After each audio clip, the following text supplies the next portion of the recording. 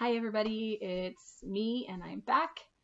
Haven't done a few videos in a little while, so I thought I would get back on here. And the topic of today's discussion is the top 3 things that I no longer do or take or consume in order to heal my autoimmune issues. And if you haven't been watching my other videos, I'm healing currently myself. Scleroderma, as well as asthma and celiac disease through natural methods. I've actually gotten myself off of Nexium that I was on since I was a teenager, 16-ish. And I just recently, in the last 6 weeks, got off 14 years of taking prednisone. So I'm doing this. I'm living this each day. I know there's others out there like me, especially with scleroderma, that are scared and their doctors are pill pushers, really, let's be honest, and trying to give you more drugs that are toxic to overload your system. And along the way, I've done tons of research and experiments on myself, not even experiments, healing on myself. And I thought I would share my journey with you and some tips that I've had. And hopefully they can either inspire you or help you to make it to the next level of healing for yourself. So the first one that I'm going to talk to you about is a total no-no in my house. And that is to consume aspartame or any artificial sweeteners. When I was a kid, I remember going to the convenience store with my grandma one day, and she gave me $1 at the time, and I bought a pack of gum. And within 15 minutes of me having that piece of gum, I had a severe headache and felt nauseous. And I thought, well, this is really strange. I felt fine before. And then the next time I had the piece of gum again, next piece of gum, I felt the same, major headache, felt awful. So then I was like, you know what? This is the gum. What's in this gum? So since I was a kid, I haven't had any aspartame or any of those kind of sweeteners. These sweeteners are in everything. They're in your pops, your juices, anything that says sugar-free, that's a red flag right there. You should be looking at the ingredients and making sure. My kids, once in a blue moon, have pop, if at all. And it's usually like a birthday party. They went somewhere for a celebration. And I mean, it's even in those flavored waters now. So you have to be really careful, and you have to be reading your labels. It is a neurotoxin. It is not good for you. It causes autoimmune issues or symptoms, and is something that should not be consumed by anyone, period. So that is something, not that I've ever really taken it, but that's something that I am very vigilant about, that my children don't have any. And making sure that, I didn't by accident eat it or something like that. So that's my top number 1. My second thing that I no longer do, and you guys are probably going to think this is weird, but I detoxed myself off of deodorant. I was a secret girl. I love the smell of baby powder. I really, I seem to sweat a lot. And since I was a teenager, again, I used secret deodorant, and it was my go-to. It was the only one that I felt worked.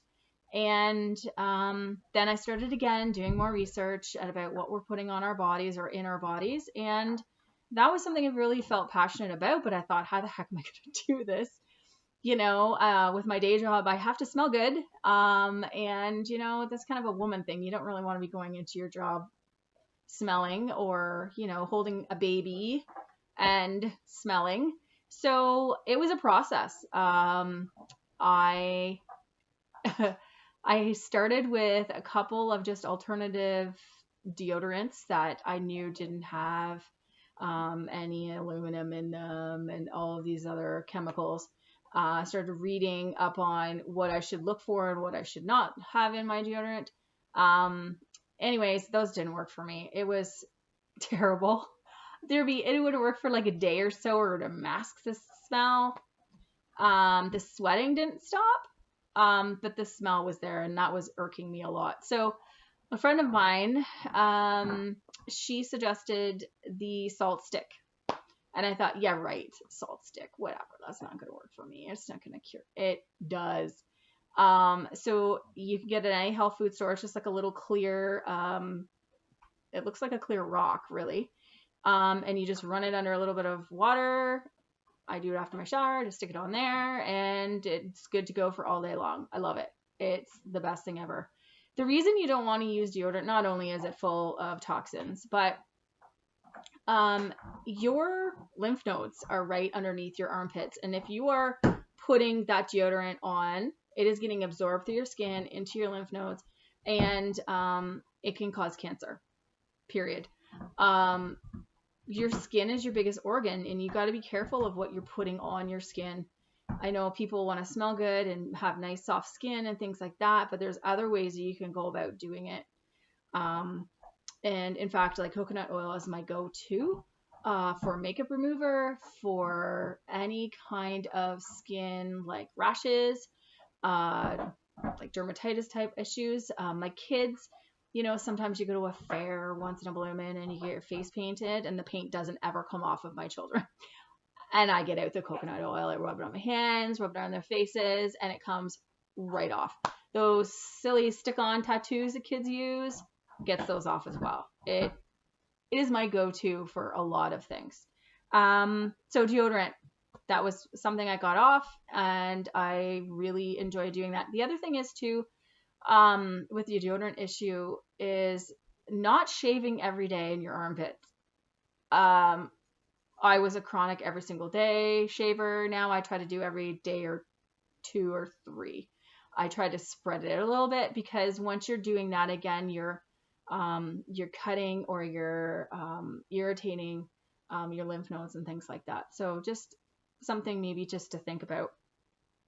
And the third thing that I no longer do in order to heal is that I try to eliminate all types of inflammatory foods.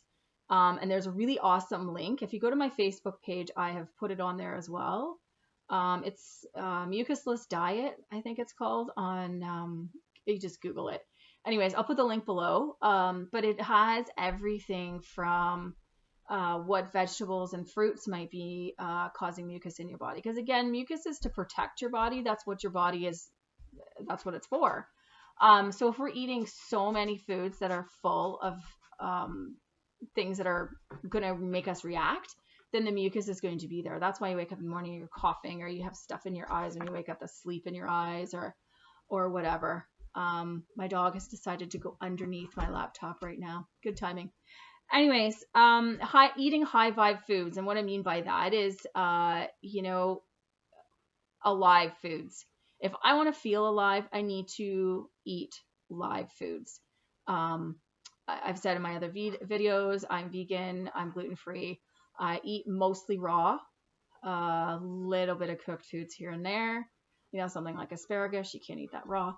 But that is what 99% of the foods that I'm eating each day are high vibe foods, or those foods that have high vibrational frequencies that are going to bring me up to that vibrational frequency as well.